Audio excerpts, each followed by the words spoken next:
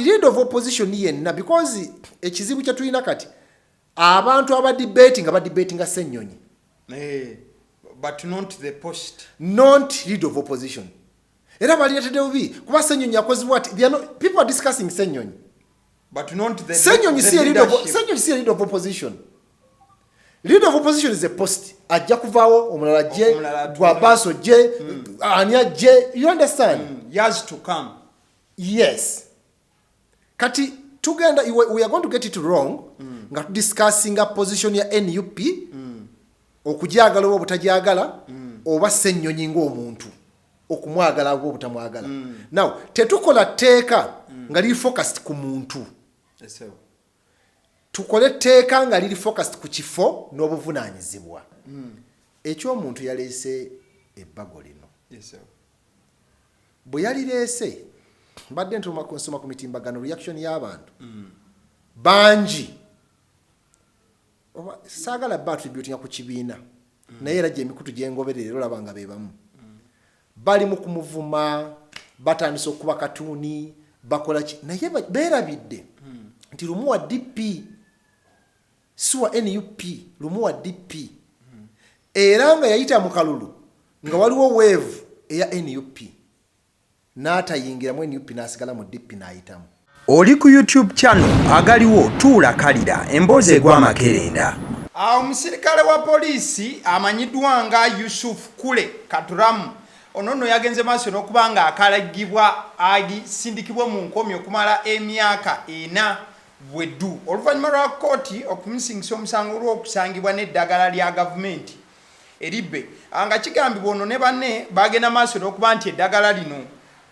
eddagala eryamusangibwa nalyo lyali lisobola okukozesebwa abantu abasukka 600 bweddu wabula nga alina bwomu aba yali agenda maaso n'okuba nti alifuna ate mu mbeera emu bagamba nti ebimu ku bikwekooto ebyagenda maaso n'okuba nga bikolebwa ejje ly'eggwanga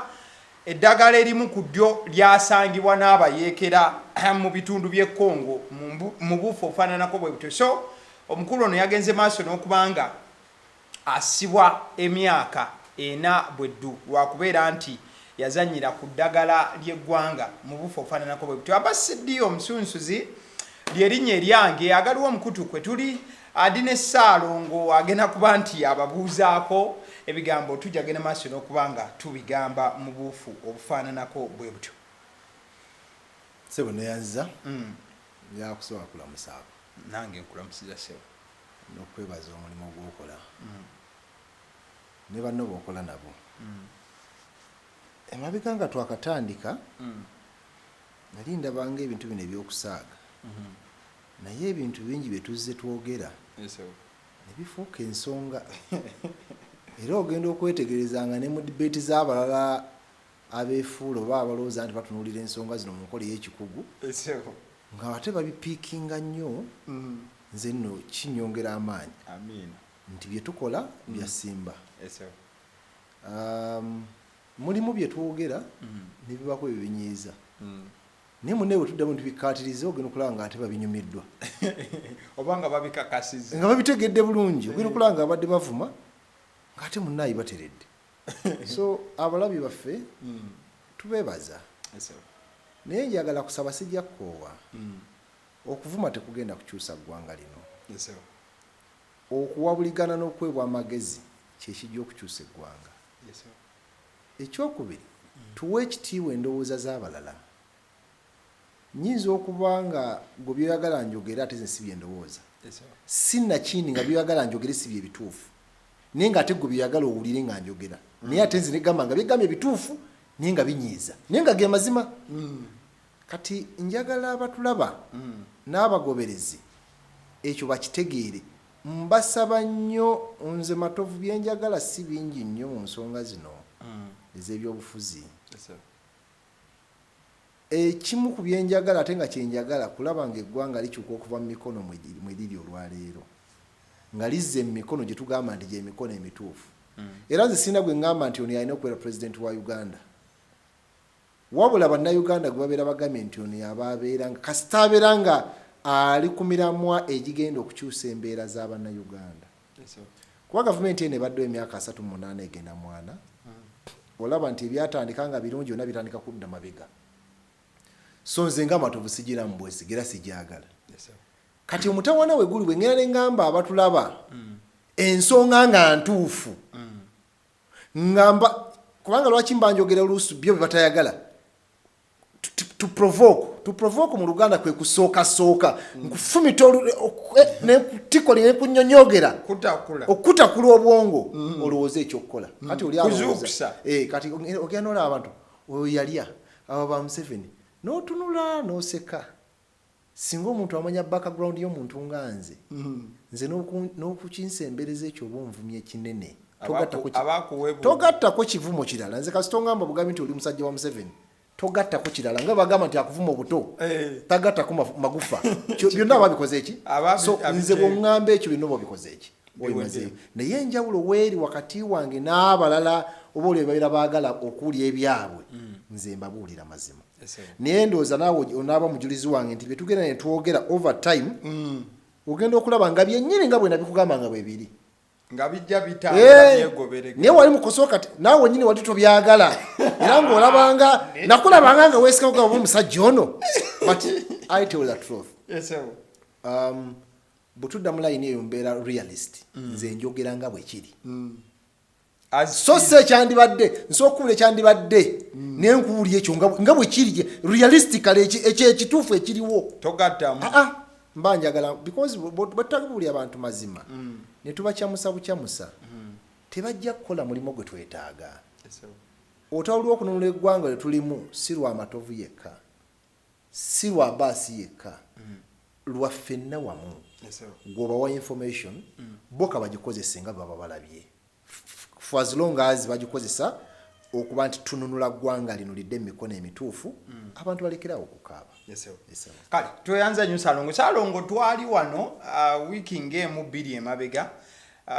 Mbeera yali wakati wa speaker ne leader of opposition baali bagenda maaso n'okuba nga bakubagana empawa n'okuba nti nno omu yali agamba nti entuulo ezaali zigenda okuba nga zijja mu bitundu ebina eby'eggwanga ebyenjawulo zaali tezigwanidde ate omulala ng'agamba ssebo twayisa ensimbi zino entuula zirina okubaawo.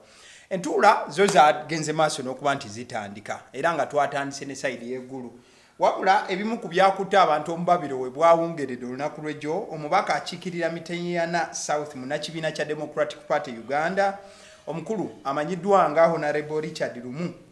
yasabye akkirizibwe Parliament agenda aleete ekiteeso ky'ebbago the Administration of Parliament Bill 2024 nga lino bwe linaaba liyisiddwa ng'etteeka akulira oludda oluwabula gavumenti oba gwe tuyita LOP oba leader of opposition wakutandika kulondebwa babaka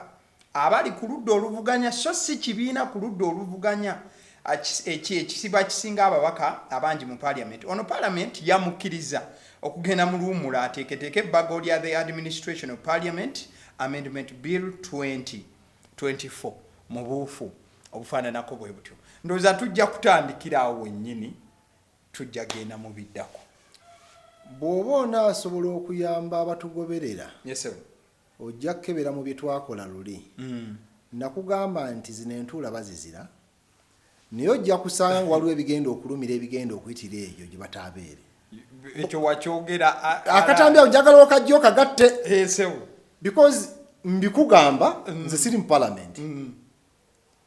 naye ndowooza gwe nagamba nti kati nafuuka nnabbi wa byabufuzi. Saakikugamba waga wafukibwako ama naga kati nafuuka nnabbi wa byabufuzi mbyogera ne biba. Negamba nti n'ekimu ku binaakukusibwa tekikwewuunyisa nga mu rawundi ezigenda okutambula nga bayisiza ekyokuba nti Parliament egenda okulonda president. You talked about that. Kakati ndowooza twatandise nakya tujjewo okubanga Loopo alondebwa ekibiina alondebwa ababaka bonna ab'opposition. Kyokka babyogerako nga taliyo. Naye nabikugamba naga ndi nnabbi ow'ebyobufuzi era nkubuulira ebintu ne biba. Nakugamba ebyakabaka nga bakyabanja akabaka biki negamba bw'anaavaayo n'ayogera kyeki n'addako wayita ndoza sabbiti bbiri n'alabika n'ayogera ndi nnabbi wa byabufuzi. So abandaba munkwate bulungi mukwate bulungi mujja kufuna kye mwagala naye temusuubira okuba nti muwulira byokka bye mwagala musuubire amawulire amabi naye kasita gaba nga gabayamba okwetereeza olwaleero ekintu ekyo kyazze mu paalamenti omubaka Richard Lumu mumanyi mukwano gwange twemanyi ku personal level nga tannabagenda mu paalamenti ne bwaliyo kati era tulina bwetwasisinkananga ne tunyumyamu ng'abasajja bakulu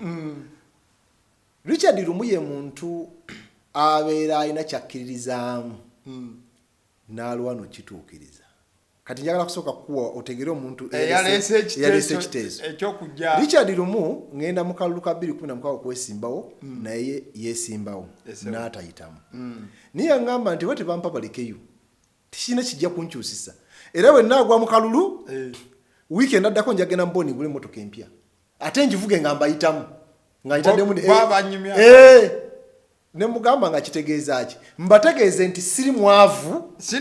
sinoonya ssente zaabwe nti batannonda sibaawo era ayina emmotoka gy'adde avuga ndo zibadde Land Cruiser beri ku USZ Land Cruiser gy'adde avuga era akalulu kaamukuba n'agigula kati tusinkana mu kifo nangamba nakugamba emmotoka yindi kati Richard Lumu bamukubirako essimu nga tulina bwe tutudde omuloozi n'amukubira n'agamba hona akuluka ategeka kane aka 2021 that was around 2018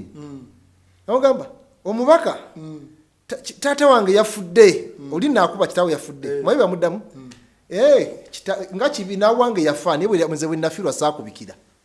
namujja ku ssimu kyenva mubuuza abantu ngoyogera nabo bubi namwita kanso abantu ngoyogera nabo nangamba tebalina makulu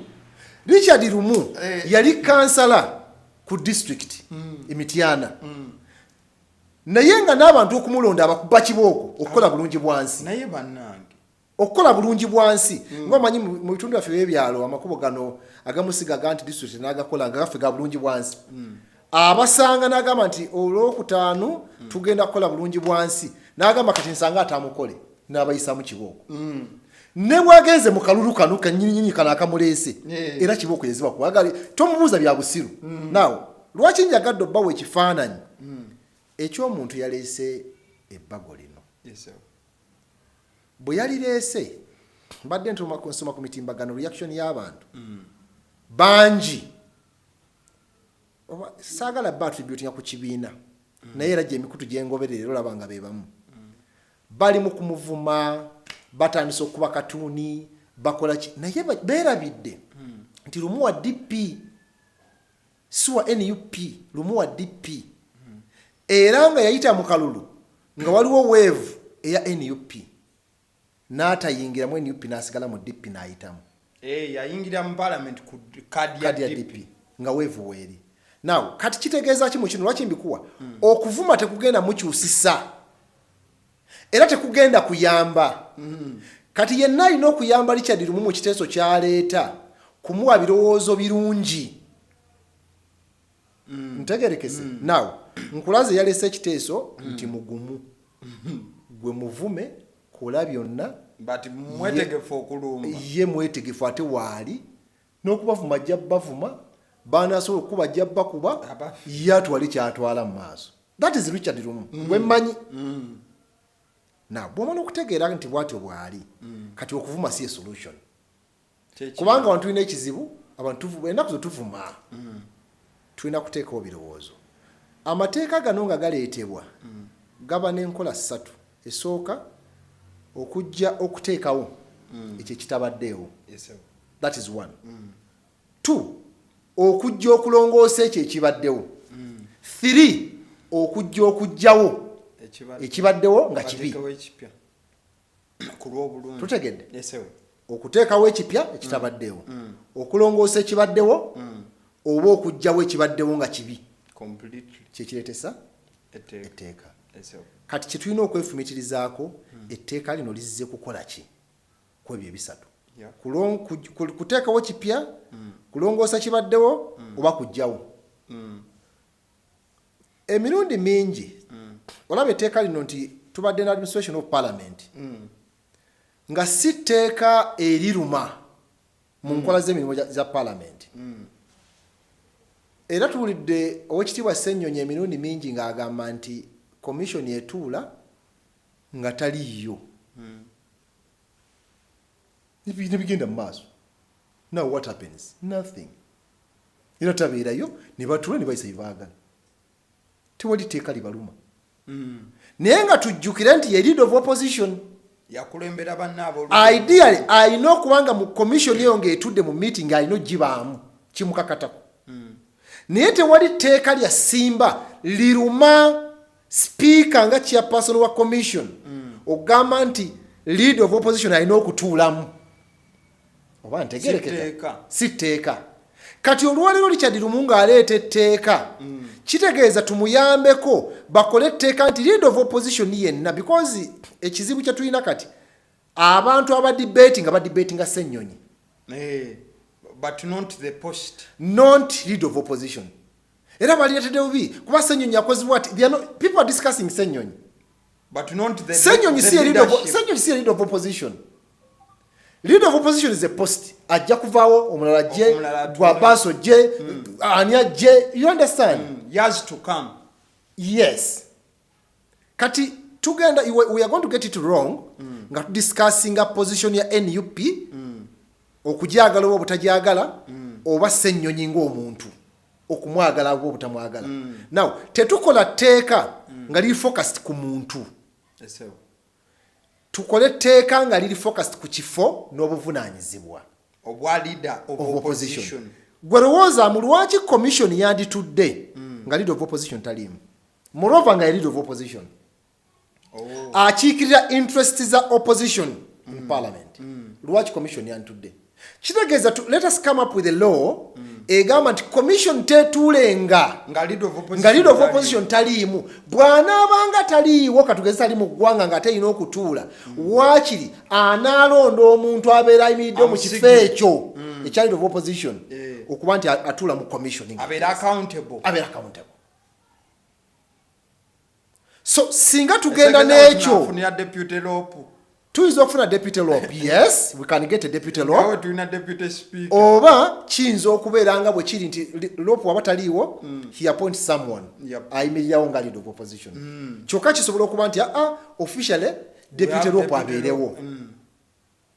Kati bye birowoozo bitulina okutwala kubanga tewali nsonga lwaki mwami Ssennyonyi abeera akaaba buli kaseera tebamuyita. Naye etteeka teribakaka kumuyita nga leader of opposition. Kati ku mulundi gwo tugamba nti etteeka libeere nga libakaka whether Ssennyonyi yaliwo oba matovu oba whoever commission tetuulenga nga leader of opposition taliimu. Kubanga kitegeeza ideas za opposition teziri captured ne interest mu meeting eyo commission ng'etudde kiba one sided. Yes, kubanga yeddukanya emirimu gya parliament after all. Yes, so ndowooza nti ekyo kikulu. Bwe tugamba nti etteeka lizze kubanga kati kiri mirundi ebiri etteeka ekyamazima sigenda kuga nti byo baddungi liri mu makkati. Gwe bw'olirabira mu batulugunya Ssennyonyi oba NUP babbi naye bw'olituteeka mu perspective y'etteeka nga bwe lirina okuba nze ngera bikusunsulira olabe lwaki twetaaga etteeka naye lyandibadde litya. Kyevude gamba nti yenna alina okuyamba lumu ayinamu ebirowoozo ebiyimiridde ebigenda okutambuza eggwanga so si ebifutiza NUP so si ebifutiza Ssennyonyi. Birina kubanga etteeka lijja n'amateeka agagenda okulambika obuvunaanyizibwa bwa lope nga liraga obuvunaanyizibwa bwe the roles and responsibilities of a lope. Ekyokubiri libeere nga linnyonnyola ne capabilities biki by'alina okukola obusobozi nti gwagenda okulonda lope mu kibiina kyo baba n'amulonda nga mmaze okugamba nti bino byebisaanyizo bya lope by'alina okuba nabyo era obuvunaanyizibwa bwe buno. Kati omulonde ng'ajja bifiitingamu eryo etteeka litulowooza lirina okuba nga likola ki. 3 Parliament erimu opposition erimu n'aba ruling government. Olwaleero we twogerera officially aba opposition tebagenze eggulu ne parliament gyatudde egenda nawulidde Masaka egenda Bambalala egenda regions nnya right kati mu regions ezennyanga etambula officially njagala kubeera clear opposition teriyo because the leader of opposition ye yakilambika officially opposition tekola ki teriyo ekibuuzo abalonda ababaka ba opposition okugenda mu parliament okuteesa bano abatagenze bali accountable batya gye bali bana ababuuza ku bice ebiteeseddwa era interest y'abano abalonda aba opposition egenda kukiikirirwa etya mu ntuulo ezo nnya times 3 zimabeka 12 mu ntuula 12 nga tebaliimu kati tuli ku accountability embalirira tugenda kutuula eggulu twatudde ennaku 3 tutule Masaka ennaku 3 tutule Mbale ennaku 3 Newala ennaku 3 tuze ennaku 12 nga aba opposition tebaliimu ebiteeseddwa abalonda aba opposition fe abalonzi tugenda bifunamu tutya oba naffe katubiwuliriza kabalaza kubanga ababaka betwalonda babiwuliriza kabalaza bakenga bukenzi nga matovu bwendi kati bakenga bikenge oba ntegereka because abakulembeze betulonda balina okubeera accountable eri ffe ababalonda ekyokubiri ekitekesewo parliament batuuleyo kwe kutuusayo ebirowoozo n'okudebatinga now kati ebiro bwabaawo issues of national importance waliwo amatabo gagudde waffe wano e Rubaga kubanga waffe opposition taliyo eri ebintu ebyo bigenda kutuuka bitya kufuula parliament okubanga gavumenti ebireactingako kubanga issues of national importance zitya kubanga tezirinda zamangu waliwo obutayimba bususse waffe wali ettaka ekiterezi lyabumulukuse etc singa bibaawo abo opposition bagenda bitwala batya mu parliament gye batagenze kati lwaki njogera bino abatulaba bayinza okubanga bakyakyanca kubanga bano tebagenze tulaze defiance amaanyi geego naye gafunyemu ki kati nnooko kanteekemu oba kabanyize bonna abaagenda n'abatagenze allowance bazibawadde sente babasasudde tebagenze niye sente bazitutte niye tuli kukwonona sente ya wa musolo nabadde mbala ababaka abatagenze kuba babaza ababaka 310 abaliyo okusiza ku speaker kyagambye yabulako ku bubaka 557 balina kuba 529 ne kuleka ba ministers so ne babera 557 because of ba ministers abakola ki ababerako ba ex officio almost 200 almost kakati ababaka 210 around bafunye sente 219 bebate bage ababaka 210 ngabo babazibwe babifugwa omanyi bafunye sente zikubise namu naye tebagenze sente zijja banyingi zikubiseemu tuli mukwano na sente ya wa musolo because nkugameze njagala njogera abantu abatulaba bajjemu ekinyusi ababaka ewambali 5 nga ne ba minister baba 557 waliyo 310 lindako 557 waliyo 310 esegeza ababaka 247 tebagenze kati njagala obale 247 times $1,600,000 times $1,600,000 times $1,600,000 $1,600,000 bubo bukadde 395 obwo babukombye sente za wa musolo $395 gwolooza singa basadde kwa lugudu lwa fono nina teto okuva ku stallion okutwa ku bitaala tezikolawo okuzibamu ebinnya just okuziba buzibi ebinnya omanye moroka zifiirawo nezikola accident n'aba boda because mulimu ebinnya ng'ate byetaaga $395 okuziba ebinnya sikola luguudo niyo okuziba ebinnya kyewetaaga ebidduka bireme kufuna bubenja ndo omanye abakyala abazaala nga tebalina mamakiti naye nga sente ezo sokukola ku miruka nga 10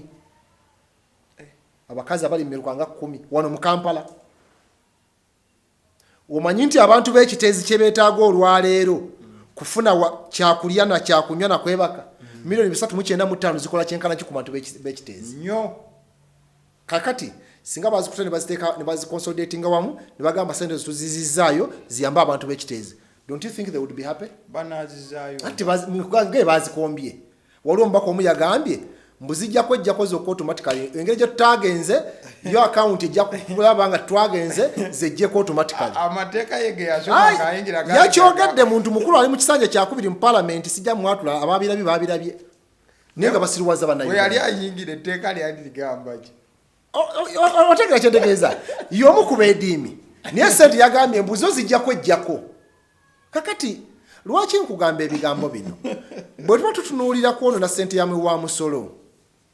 nakugamba kisala mirundi ebiri esente zayisibwa mu budget era zirina okugenda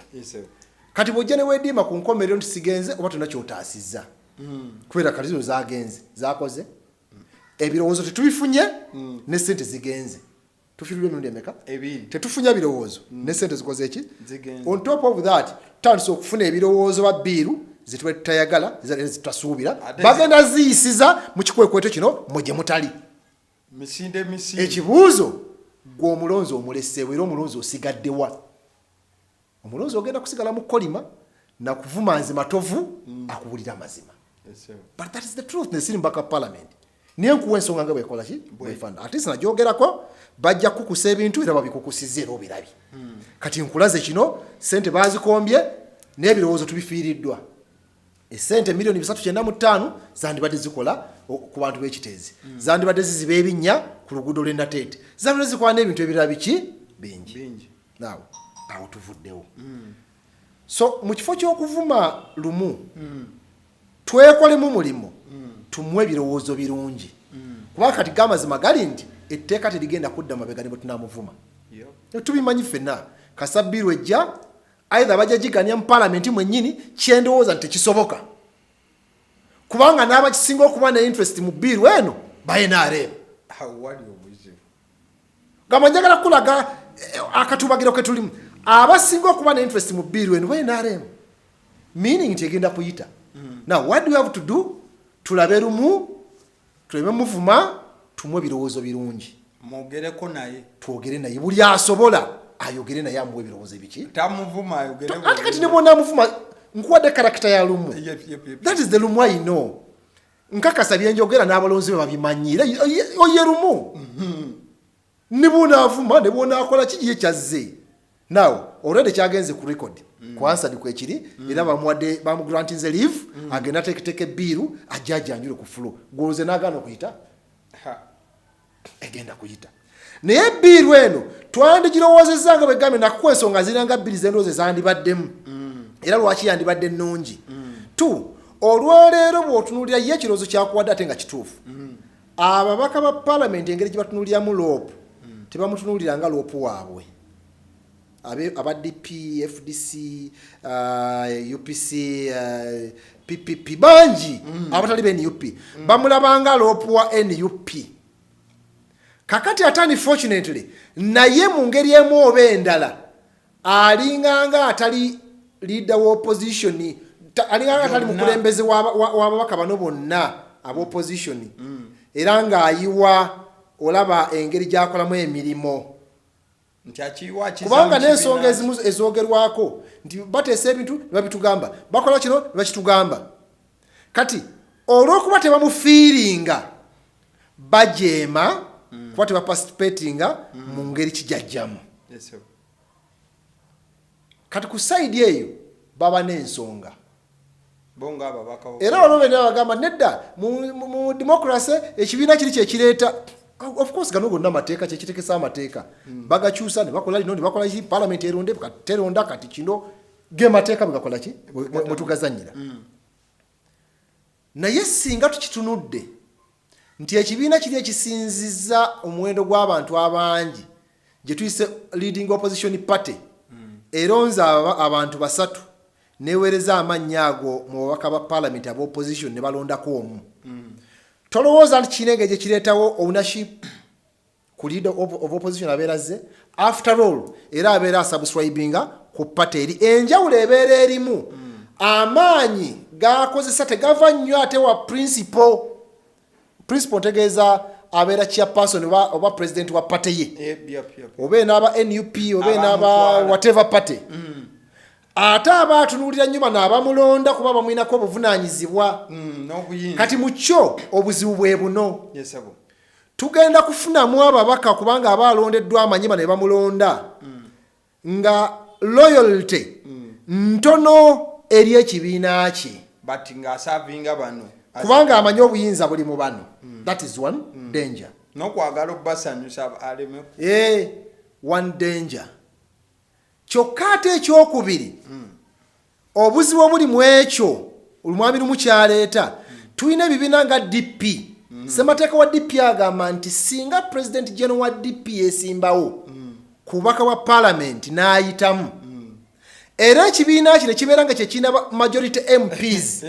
automatically ye president yabeera law oyo ssemateeka wa DP ssemateeka wa DP agamba bwati kamubaddiremu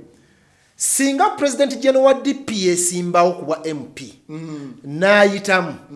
era DP nebanga yesinza ababaka abangi mu opposition automatically president general wa DP afuuka lopu takubwako kalulu ntegerekese eyo ssemateeka wa kibiina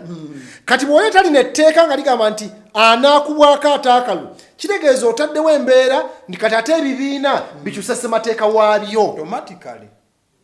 oba kategerekesaako baba balina kati kuvugira ku kya parliament n'amateeka so singa eki so kitegeeza nti etteeka lino ligenda kwate kuleeta obuzibu mu ssemateeka w'ebibiina nga DP wakiri ekyo kyemmanyi simanyi NUP kyegamba simanyi kya UPC kibagamba simanyi yes PPP kyegamba ku bya lopu naye wakiri DP yegamba nti bw'anaabanga president general ng'ayiseemu nga ye opposition esinziza abantu abangi automatically anaafuuka lopu kati ate netteeka ligamba nti ate aba alina okulondebwa now conflict ate nga ebibiina bino amateeka gebikolerako galaiminga ne constitution kyebegamba kati constitution bw'ogikyusa nebanga kino kyegenda okugamba kitegeeza DP gyemmanyi egenda kudya mu ssemateeka naye ekyusa akawaayiro kali ekirungi n'oli gyasibuka ontegerekese bulungi naawe kati tulabawo obuzibu mu bibiina n'enkola yabyo nkuwadde ekizibu ekyokubiri ebadde loyalty nti ababaka bano bagenda kubanga tebakyali royo na bibiina byabwe oba na bakama baabwe kitegerekese so kakati tulabawo ensonga eyo twogedde ku nsonga transparency and accountability ekimu ku bitawaanya nebireetesa etteeka nti olw'okuba ababaka bano abalaba opposition tebalabanga be ba-involvinga mu kusalawo ebigenda mu maaso twedime leero twedime luli tetujja kugendayo balabanga bba batabeera involved kati we bagamba twemba musalawo lwaki mutwebuuzaako ffenna ogenda okulya amaloboozi nga gagamba tinedda bawiipu baabwe twogera nabo kugamba waliwo ekitagattaawo makati ekyetaaga okukola ki okutunuulira however etteeka terigenda kudda mabega saagala kubanga we are just lamenting etteeka terigenda kudda mabega the reality is etteeka ligenda kubaawo I can only say tusabe buli abasobola okutuusa eddoboozi okuleka nti mwami lumu afuna ebirowoozo ebirungi aliyisaamu afune ebirowoozo ebigenda okubanga biyamba kubanga etteeka tulemedde tunuulira nga eritagitinze Ssennyonyi oba eritagitinze NUP yes yebadde manduso kubanga kakasa bulungi nga sirimu na kubuusabuusa eyo ye manduso y'etteeka era oluusi oba olumu kyovola nti etteeka liyinza obutabeera popular kuba lijjidde mu kiseera nga lyanga eritagetinga omuntu ate mu mateeka ne mu mbaga yaago kiba kibi okubanga etteeka lijja eritagetinga muki muntu matovu oyo ayasama nnyo katukole namuziba emimwa lirina kubanga lizze mu spirit kati wano tugenda okulya spirit of the law lijjidde mu spirit ki kati spirit eriwo eringanga erimu ka cold blood naye bwe tulitagula ne tulita ntugamba okukati lizze let's be flexible. Look at the post, not the person. The post of law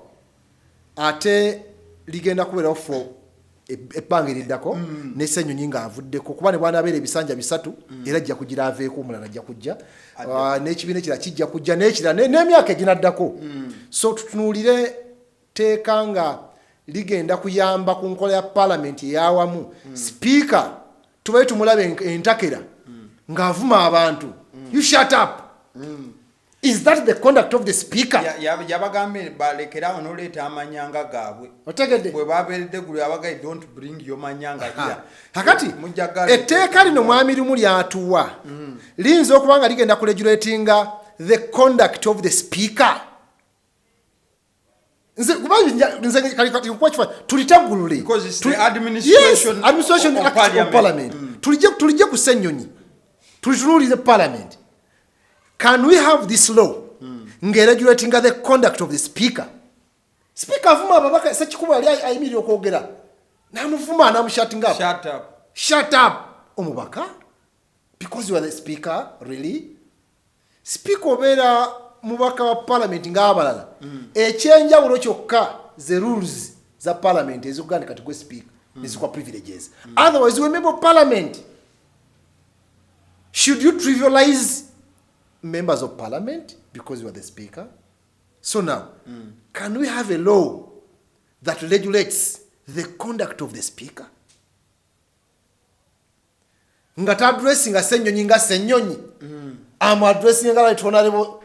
blah blah. Respect. That respect kuba members banne. Can we have that law? Nze byenjagala okulaba muteeka. Tuyinza okulaba etteeka eriregulatinga engeri y'engabamu y'emirimu mu parliament, recruitment of staff. Because ekiri mu parliament fena kye tumanyi nti kakati abantu bave waffe ekyajubira era beefuze dda parliament kubanga speaker we waffe ekyajubira. Automatically. Okitegeera? Era bagamba nti kakati ono ali mu kifo nga is a director nga mutuufu amateur. Abalina experience ate bebeera mu nkubo za parliament. Can we have this law ng'eregulatinga stipulatinga clearly ng'eraga bulungi nnyo engeri gye tuna recruitinga mu abakozi ba parliament n'ensako yaabwe. So si kumala galonderera gw'osiimye matovu gwataddeko akuvumira obulungi Ssenyonyi enkya n'omuli wadi nga ng'omuwadde ekya director of communication n'omusala omusava. Byenjogera birimuko ku makulu. N'omuwa ekirabo. Birimuko ku makulu. Yes, sir. Can we have such a law? Can we have a law etunuulira contracts za parliament supplying empapula abazimba ebizimbe bya parliament abakola biki supplying internet? How do they get these contracts? Can we have a law that is binding? Kati omutawana gwe tuli nagwo kasita tunatuli etteeka ngeri ya Ssenyonyi obuzibu bwa tulina obuzibu. Kyova olaba nze Mukama yannyamba nensiseetuka waaki nenva mu kubeera omuntu wa bulijjo nannyimusa ne muntegeera nemba nga nsobola okwetengerera mu ndowooza yange. So nze nkugaziyiza ekintu kino tukijje ku muntu. One, kyaze tekigenda kuddayo. Two, tetuvuma. Tuleete ebirowoozo biki birungi. Tugenda kufuna etteeka nga lituyamba erigenda okuproducinga law oba oliawo anakkirizibwa ababaka ba opposition abandi badde baagaana abatayagala bwe banaabakiriza mu democracy tugwe tulonzi yoyo waffe. Therefore byanaaba asazeewo bye tunaabatukiriziganyizza etteeka lirambike nti bwabanga lwopo alina byagenda okusalawo abisalawo atya ali akawuntebe eri babaka banne gamba ebintu ebifaananako ng'ebyo era tuleme kuleeta buleesi era nabitandisa tobiraba Ssenyonyi abazitoweredde era then we are going to miss out a lot. Salongo nga okyali ku kino saidi ya lumu yo tugifunye oyinza okubanga ogituwadde bulungi mu buufu ofaananako bwete evaluation mu perspective ya honorable lumu eyaleese ekintu kino kajagala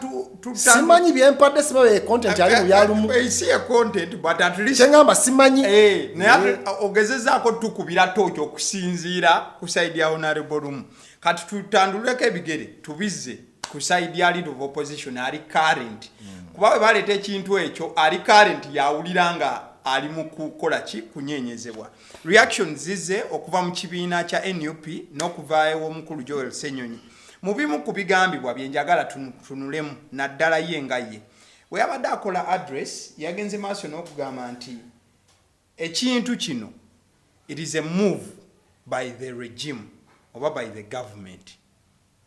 okunafuya bo aba opposition batya nti saa zino bw'oleeta okulonda okwo obeera oyagala kuleeta kiseera nti mujja kuteekawo still mujja kuplantinga abantu mu opposition mwe nga NRM abatwala mumala obaplantingayo era mukoleka kuyege wammwe mukuba akalulu tutuuke nga paliamenti yaffe erimu sipiika w'NRM deputy speaker w'NRM mukaddeke kamu ng'ate ne lead of opposition olw'okuba alondebwa bulondebwa bamuplantinga nga naye ali side eri endowooza nga yakigega nnyo ate kubanga okujjako nti banategeera ebitono bye nafunyeeko mwami lumu agamba nti ekibiina ekinaaba kisinzizza ababaka abangi mu opposition kinaaweereza amannya nga 3 oba 4 aganaakubwako akalulu ababaka ba opposition kati bw'ongamba nti NRM ejja kuplantingayo kati mwe abagenda okulonda temulina busobozi bugamba nti ono bamuplantinzeemu ye ekyokubiri lwaki mba mwamuwa kaadi nga temwamuplantingamu bwe tulaba nga gamba endowooza yakijega ababaka abo ababeera bayiseemu nga ba need katugambe ffe tuwe twabawa kaadi babaka baffe era babeera ababaka 10 ne tulondako 3 tulondako babaka ba need be twawa kaadi nga tukakasa nti baffe ne tubaweerezaayo ne bakubako akalulu walimu August House ate ne bakubwako abo opposition so si NRM bonna bo opposition bokka bakubako ki akalulu kati ngamutya ate bajja baplantingamu tubaweeyo ate oyina mukalugikiko oyina mucho ofunyemu ekyo nakyo nkufuna gy'ovugodda uliriza kankuddiremu oyinza okuba tokitegedde bulungi etteeka ono lyagala okweta ligamba tugenda kufuna ekibiina ekisinzizza ababaka abangi kiweereza amannya 3 oba 4 aganaabeera subjected to a vote by all opposition MPs not all MPs but all opposition MPs bakuba akalulu ku bantu bano abasatu abavuddemu eyo pate ebaweereza meaning nti mugenza okuweereza abantu bano abasatu nga vetins mubekakasa kati ate nga mutya nti ate nga baba plantinzeemu ate mbaweereza eno ate babira abe NRM golaba nga kati narrative ebe kyakola naiba tekyakola then in the first place lwaki obawadde kaadi yo kale ekyo tukiteeke n'ebbali olwayo tulina ababaka ba parliament mu bibiina byonna ngera obalabira ddala nti be NRM naye nga balina kaadi za FDC za DP za NUP za UPC katugende ne bana abali nga Amongi owa UPC kaadi gyalina ya UPC niye minister w'NRM mbaka parliament vakumawo gubalonda kabalaza ne Amongi kaadi gyalina ya UPC aweereza NRM nga minister kati nkuddamu kiri nti nga gyebali mu bibiina by'opposition nenga nitwe zabwe ze NRM NUP ebalina FDC ebalina UPC ebalina era bibikulanye bibiina wano twogere lwaleero njagala ombuli akatabanguko k'ebibiina konna nga tekali mu babaka ba parliament gwawudde akatabanguko akanyenye ekibiina nga kasinzira kuba foot soldier nti ba foot soldier abekyajubira mwabaddemu nga bali bagamba mu FDC oba wano bagamba DP ebiri mbe MP wano basaidinze n'ekibiina ekiri mu buyinza ate bano ne bagaana kitegeeza mwebali already Museveni yatusigamu dda abantu mu bibiina byaffe n'ekibiina kyenjogerera ekya need kati era ojja kwesanga mwena kitaganjira obulungi ojja kusanga aliyo you understand because eyo nkola ya sitting government eyo nkola naye kidde eri kibiina okusengejja baani be bawazi kaadi kubanga be muwadde kaadi bwe banayitamu mwe mugenda okulonda anaabeera loopu mwe mugenda okulonda anaabeera chief whip mwe mugenda okulonda abanatula ku bukiiko bwa parties bwa parliament ntegerekese so eyo narrative ya kijega saagala gigula then enjawulo oyinza okubaawo yeeno era singa gye twa advancinze nti olw'okuba akalulu kagenda kuba kaaba opposition bonna mu setup gye tulina olwaleero n'aba UPC babalwanga ba opposition ne independent tusoko tontwala speed aba UPC tubabalanga ba opposition niye balina endagaano mu buwandiike n'ekibiina ekiriko era ffe tubatwalanga b'NRM kati tunatuka kuba akalulu wali nga tulesa amanya gaffe asatu bonna bajja kuyiwa nabo kugo bagamba nti ono yajja okuyisaawo eby'NRM balonde olwa interest ya NRM naye nga ate tubabaze nti opposition naye bajja kubalisinga opposition members of parliament bali 109 n'aba UPC ngo babala aba FDC najja nankumbi kubala kati bwe kiri ekyo public bwe kimanyi nange bwe nkirowooza sikinaako obujulizi nti abo nabo mungeremu obendera bakwatagana n'ekibiina ekiri mu buyinza saagala babinteeko saagala bangambe ndabagambe nti beeri ne kano ka just ojja kusanga bakubya akalulu mu interest za ekibiina ekiri mu buyinza tutageraganya mu ba DP nga batumanye ebyamusajja waffe Mao mulimu abalimu ak'ensujju kungulunga ka green nga eri waliyo ka yellow bwe batuwa kuba akalulu bajja kulonda bagamba naye ono ajja tuyamba you understand now ogenda kufuna omubaka gubayise lopu ng'okusinziira ku balonzi bano balonze gwe banalabamu embeera ey'obutabike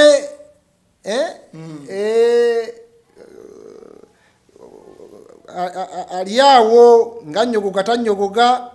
abuguma tabuguma bagambe ono ono gwe tuba tukola ki kubanga tugambye opposition tetusunsuddemu nti naye abo abanaaba n'endagaano n'ekibiina kiri mu buyinza tebeetabe mu kulonda akakawaliro tekagenda kubeera mu tteeka nkakasa tebasobola akateekamu naye singa kanaabeeramu ate oba obitabudde tinaye kubanga NRM tejja okukola tejja kuddamu kukola ndagaano na kibiina kati bajja okulonda nga opposition niye ng'ate babe eyo eddenja naye kiri kyobadde oleeta nti ate bajja tuwagikamu ekyo kirala naye wano ojja baleeta basatu nga gweobeesiga ku basatu obwo kubeerako omunafu gwe bajja okuzza mu katebe wali agenda alobinge akati NRM eyiteba alayizi baabo bagende nti omanyi kyemuba mukola muwe matovu oyo ewaffe naye saagala gereza ku mulala bagende nti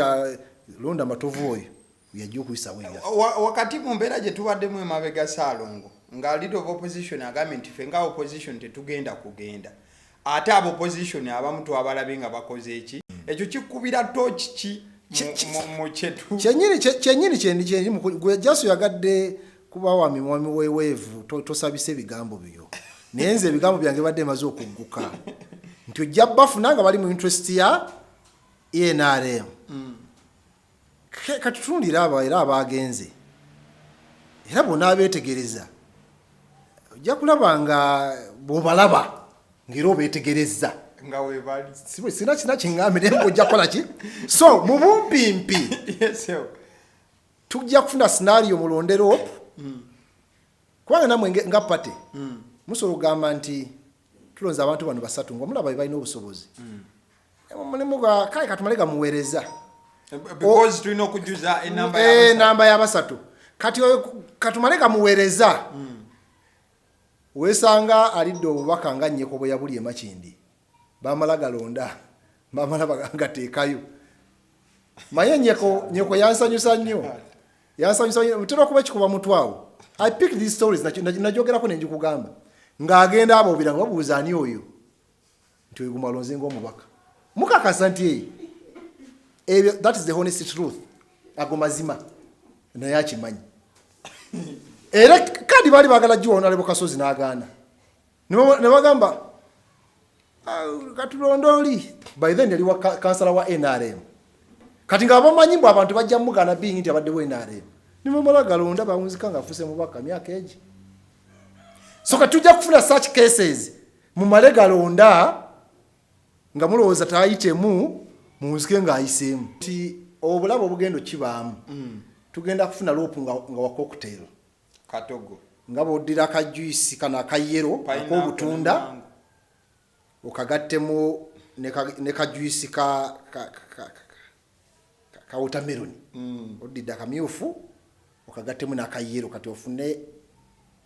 kintabuli cocktail ako ketwogeddeko. So mu tteeka lino tulirayikira okufuna rope nga wa cocktail. We are likely to get a cocktail rope. Salongo kino kibuuza ku lwange. Obwedda by'obuuza obibuuza ku no ngamba kino this is a personal question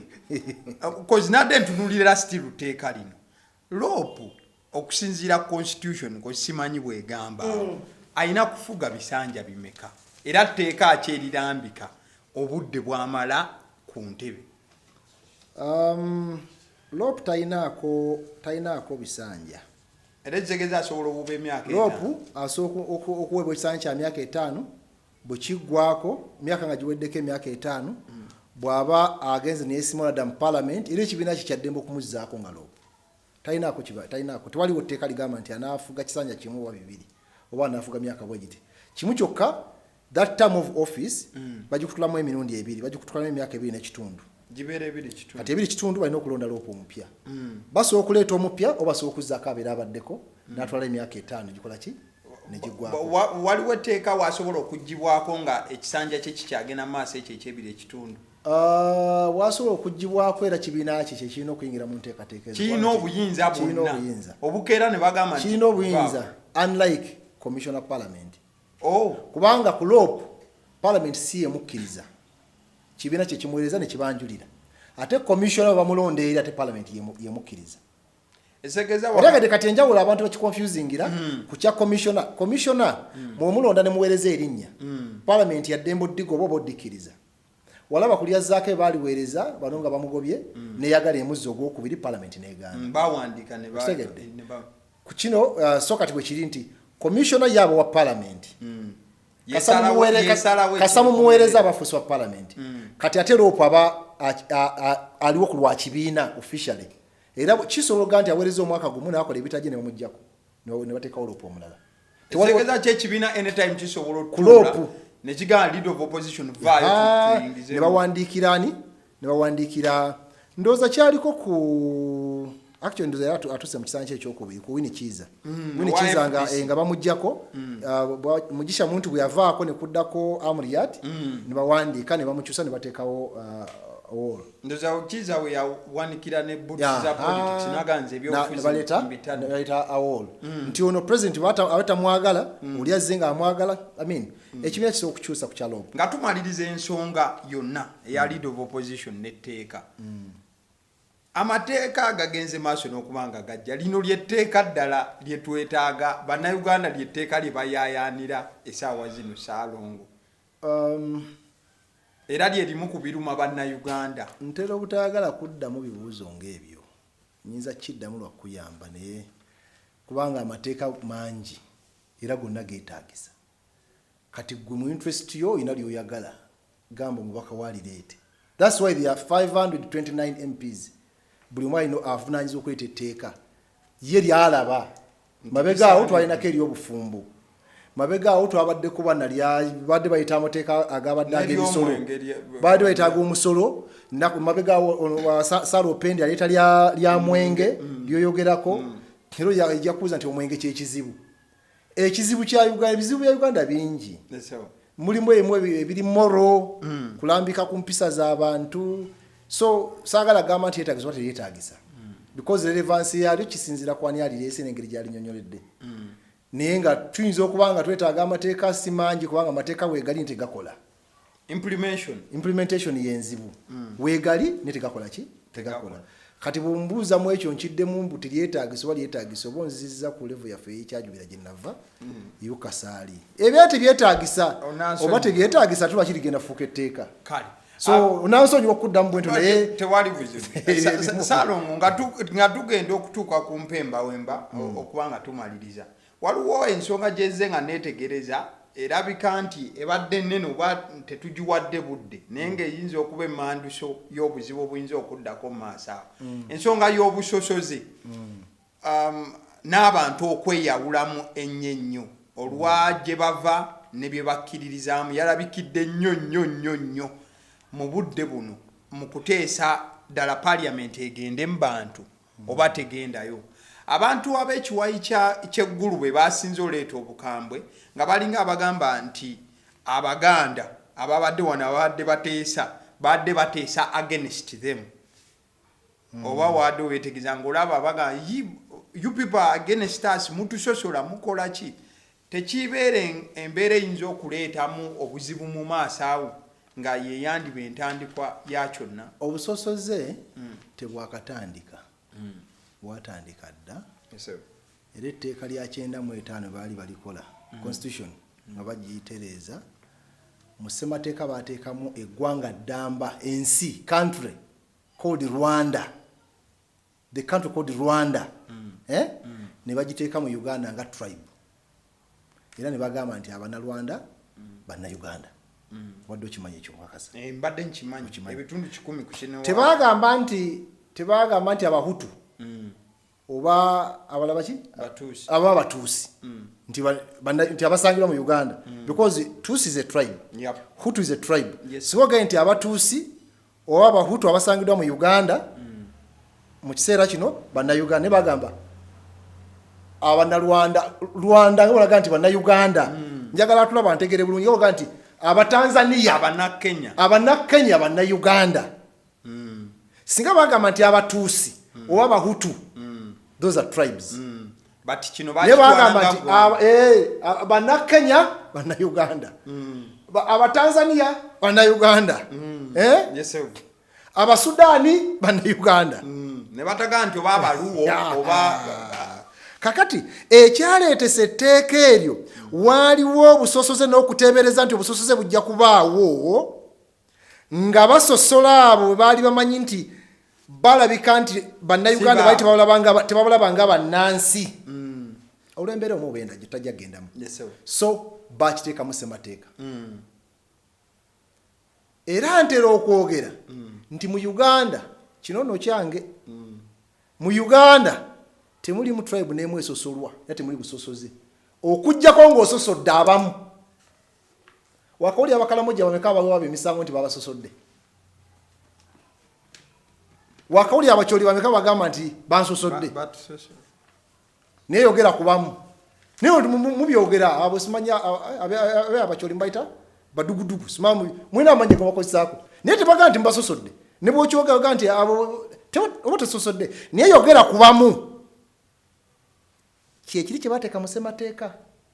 kati gwe byowulira bipya but this is it eno ye reality bwe yoga ne matovu age mazima gofuna eggwanga liri mu Uganda lisosolwa era wolyogererako obososodde nange nti okulyogerako kubanga ennaku z'omwezi nga 4 omwezi guno ogujja September mukama wange President Joseph Kabuleta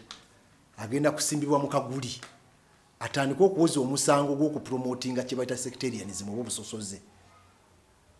kubanga yayogera ku ngeri y'emirimu gye gigabwamu mu Uganda nti gisinga kuweebwa abantu bamu abava ewaffe eri ekitanga olw'okuba n'abatukulembera b'ekitanga gyenva kati obwalo obuli awo kyalulira kyajubira awo kayirira abantu abo mwe bava bali mu bojja okusanga be bali mu URA be bali mu water be bali mu national housing be bali mu ki be ba commissioner be ba director be ba RDC be ba returning officer be ba DPC bava wali wafe kyajubira awo kayirira kyalulira awo muluka gw'ekitanga awo kabonera tubatambulira kati bwe yagenda n'abyogerako namugamba promoting obusosoze kati ogwo agenda kuwera ennemba nagwo kyobola nayo mba mbyogerako mbasaagala nnyo kutana yakuwa listi nkugambye nti akulira national water Mugisha akulira URA Rujoki akolera national housing ye Kayijuka Kajina because bwe ntandika ebyo olonsosola nze promotinga bali emabega wali jukira nga bogera ku speaker abatesero bagamba tetulaba Bobi Wine nga asaze okujja eno abo bate basosodde naye nga ate bakama baabwe bazimbye Buganda bo basala ne bajja naye ffe tusala genda eri obola bo busosozo obuli awo era bo bakyogera nobody is bothered Niye singa bagamba tetugeza tulaba abanalwanda nga bazze ne Teso. Abakyogera singa bakwate. Niye kubanga tetugeza tulaba abaganda abo nga bazze waffe abo tebasosola. Gwalese ekibuuzo kyo. Anti nabadde ndaba Anti ko kitunulidde kumpi. Abantu beggulu bakambwa. Bago byabaganda. Naffe tubagobe. You people don't come. Naffe tubagobe. Temutwagala. Tebazimbye eno tubagobe. Se bali mu police n'ebirala n'emmaji n'ebirala. Tebali yeno tebalina wa MP. Tebazimbye na mugongoza tutumanyiyo. Kakati obwo busosoze bubaddewo ate bupromotingibwa senkulu w'eggwanga lino CEO. Nyinza okugamba nti mu myezi 2 nga twogera ku nsonga zino ez'obusosoze yakoze appointments empya ina abantu byalonze abapya. Bwe nkusomera amanya nti yalonze Fred Bamwesige nga Director General wa Civil Aviation Authority. Nalonda Linda Bilibonwa, Chairperson Board of Directors Petroleum Authority. Nalonda David Karemera, State House Revenue Intelligence Authority. Nalonda Professor Pauline Byachika Kibwika, Vice Chancellor, Mbara University of Science and Technology. David Nahamia, ED, National Drug Authority. Kyogamba ngalonda appointments zino tewali yabatwa baso okuteeka nga omutwe yakulira URA yabatwa bamanyi abatwa oyina omutwa gwomanyi yenna mu Uganda wano mu kitongole kya government nti ono omutwa yakulira URA oba NSSF oba yakulira water oba yakulira aviation authority oba any agency or department ya government ya Uganda oyina omutwa gwomanyi nga commissioner oba director oba mutwa nga minister. Kala ate abatepethi bo bamanyi abatepethi si bamanyi. Kati ng'okyasaga kakati aboogera olubwisi uliriza naawe kati abatepethi nabo gye bali.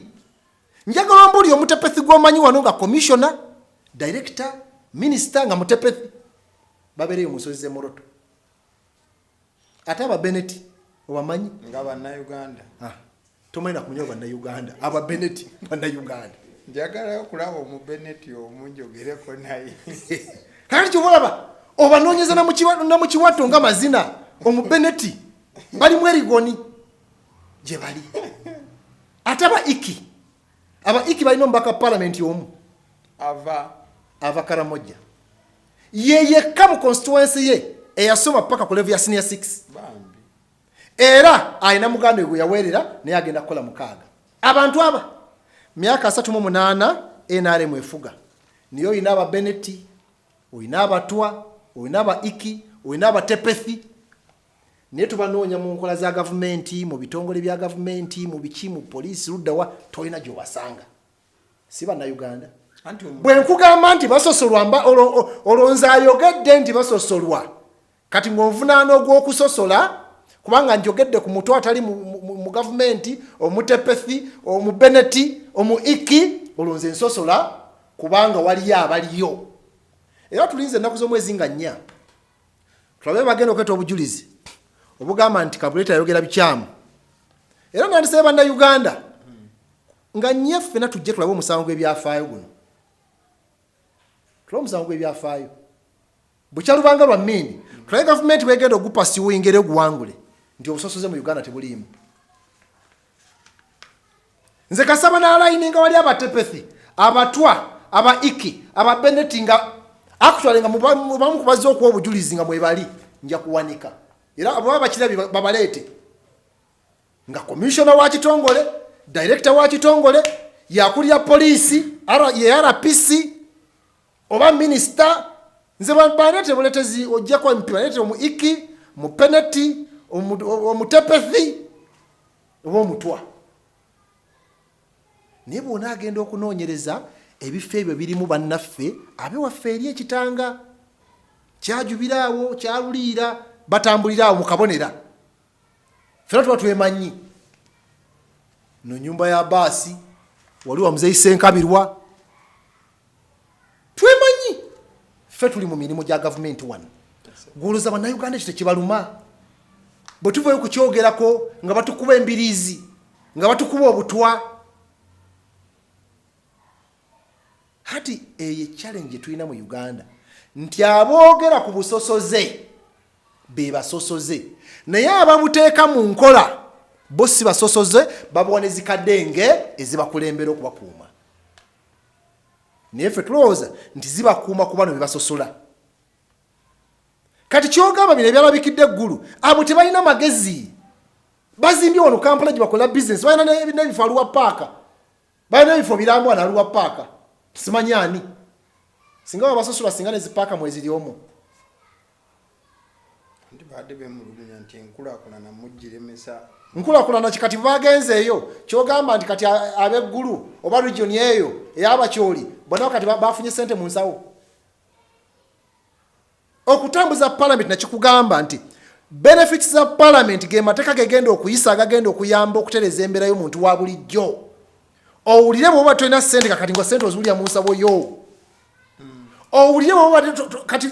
olwaleero omukakwa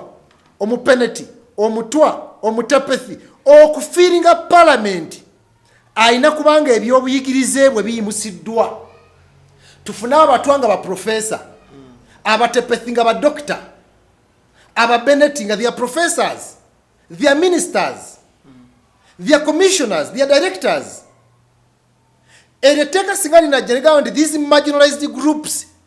should be uplifted olwo nze mbangamba nti regional parliament ekola naye akati bateesezza twali tutemambuka nkubuulidde abatepethi n'ababeneti bali mu erigoni na moroto eyo ne ba iki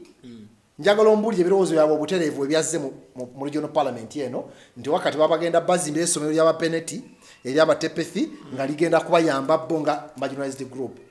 kubanga parliament yagenze saidi zeeyo bungamba nti ekyayisiddwa onzijako engalo so kati okutambuza parliament ogamba nti kubanga mufiiriza enkulaakulana that's political ekyokutambuza by the way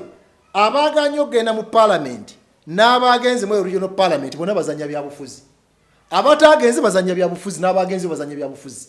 period tebirina bikwatagana na mbeera z'abantu gwe genda okwa research ku tribes zenkugambye ombuulire oba olina wonaasanga omuntu yenna nga director wa kitongole commissioner minister RPC bona amundeetera sente zo zirina nga mutepethi mu beneti mu iki oba mutwa akati sewo tubyogera ebyo nti abo balaba abasosoze Salongo obubaka bwo obusembayo nga tuvawo obubaka bwange obusembayo bwe tuba tutunuulira ebyobufuzi bwe tuba tuyayaanira enkyukakyuka n'enkulaakulana gye twetaaga tuwe endowooza z'abannaffe be tutakkiriziganya nabo ekitiibwa tuwuliziganye okwevuma kwongera kuteekawo luwonko mu nkolagana yaffe so oba oli aba tontegedde leero mu byenjogedde bwonsisinkana ogwokubiri nsobola okunyonyera n'otegeera noga nti matovu ali mutuufu etteeka eriri controversial liri mu kujja terigenda kudda mabega tuyinza okuliwo obudde nga tuwuliziganya n'alireeta n'aliwagira kubanga abalireeta n'aliwagira mbadde mpulirambwa tekamwanga ayogera n'okuvuma ng'avuma obusungu bw'alina buyitirivu kati spiriti mwe lijjidde enzibu naye ate newakwadde spiriti eyombi how do we tufuna tutya ekirungi okuva mu kibi ntegerekese so tuwuliziganye twogereganye tuwe ekitiibwa endowooza z'abannaffe tusobole okugyamu omulamu ogutuzimba ogwawamu kale toyanza nnyo Salongo mbeera ne Salongo Matovu olumu ensonga z'ebyobufuzi bwe zigenda maaso olw'okuba nti zinyinyitira bwe ziti nga zitususse atutera okujja n'azitemaatema n'azituteera ku mbeera y'omuntu wa wansi naye ebyobusosozi obadde obitidde obadde otidde ebyobusosozi ate nga bituufu otabyogereko tebijja kuggwawo ate zebadde ebitidde ye nkulabye ng'okankanaawo kale Salongo bw'ati walabise olunaku olwaleero aba CDO omusuusuzi ly'erinnya eryange agaliwo omukutu kwe tuli genda maaso n'okuba nti video giraikinga Rukia yabadde ku camera. Thank you so much.